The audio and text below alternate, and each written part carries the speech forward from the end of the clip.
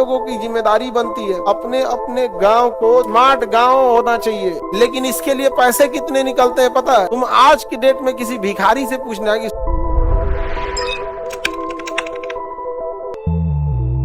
किसान सम्मान निधि जो है 6,000 रुपया सालाना है। 6,000 रुपया सालाना 6,000 है ना जी। महीने का कितना? 500, मतलब महीने का 2,000 500 रुपया हर महीने देगा ना, कितना आएगा? 6,000। अब जरा तुम सोचो, 500 रुपया महीना का किसान का सम्मान निधि मिल रहा है, दिन का बताओ कितना? 500 में 30 से भाग दे दो, कितना रुपया होता है? 16 रुपया। 16 रुपया। तो किसानों का सम्मान इतना है कि आपको प्रतिदिन 16 रुपया मिलेगा। ये भिखारी सम्मान योजना है कि किसान सम्मान योजना? प्रतिदिन उसको सम्मान के रूप में कितना रुपया मिल रहा है? 16 रुपया प्रतिदिन सम्मान के रूप में, 16 रुपया। तो कई बार लोकतंत्र में स्थिति ऐसी आती है कि लोग जिंदा रहने को विकास समझ जाते हैं। 16 रुपया प्रतिदिन, वो भी नाम क्या है? सम्मान निधि, किसान सम्मान निधि। तुम आज की डेट में किसी भिखारी से पूछना है कि 16 रुपया प्रतिदिन दिया जाएगा, भीख मांगोगे? कहेगा तुम भाई भीख मांग, मेरा असिस्टेंट बन के तुम भीख मांगोगे? नहीं समझ में? आज के डेट में 16 रुपया में आप नाश्ता ठीक से नहीं कर पाएंगे, आप अच्छा से कहीं पे भी नाश्ता नहीं कर पाएंगे। आपको सोचना पड़ेगा उसके लिए, लिट्टी ले, समोसा ले कि चाय ले। यहाँ पर आप समझ सकते हैं कितनी दिक्कत है।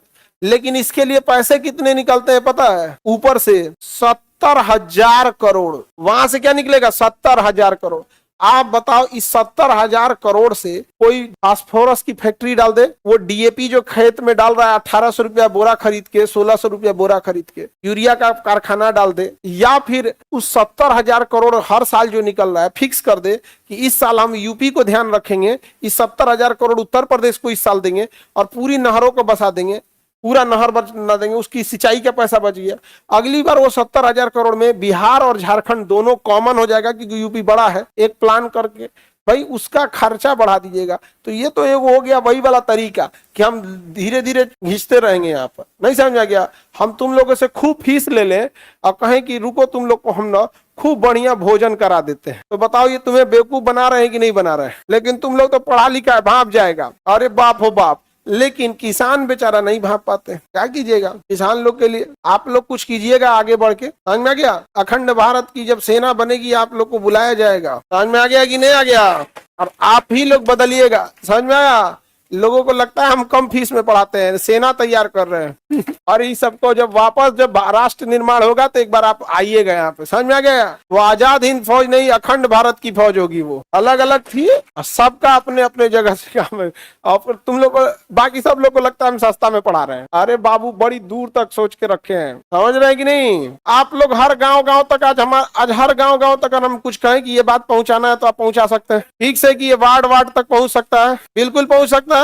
यदि अगर हमें किसानों की कोई स्थिति चेंज करनी हुई, कोई टेक्नोलॉजी आई, उसमें हम प्रयोग किए, पहले ये हुआ ठीक ठाक रहा, उसके बाद अगर हम ये बताएं कि बाबू ये गांव तक पहुंचा देना, तो बताओ पहले सरकार पहुंचा पाएगी कि पहले आप लोग? तो फिर काहे को भरोसे बैठना है? तुम लोग खुद से ना चेंज कर सकते हो। और अगर हम लोग ये भीड़ जाएं कि एक रिसर्च, जैसे यहाँ Khan GS research centre, GS का रिसर्च हुआ, फिर ग्लोबल स्टडीज बन गया कि नहीं बन गया? उसी तरह अगर हर फसल पे रिसर्च करते करते, जैसे अगर 20 गो फसल पे रिसर्च कर दिया जाए तो मेनली 20 से 30 फसल आदमी बोता है घुमा फिरा के। सब्जी का 10-15 वेराइटी अमूमन आदमी बोता है, इधर गेहूं और धान।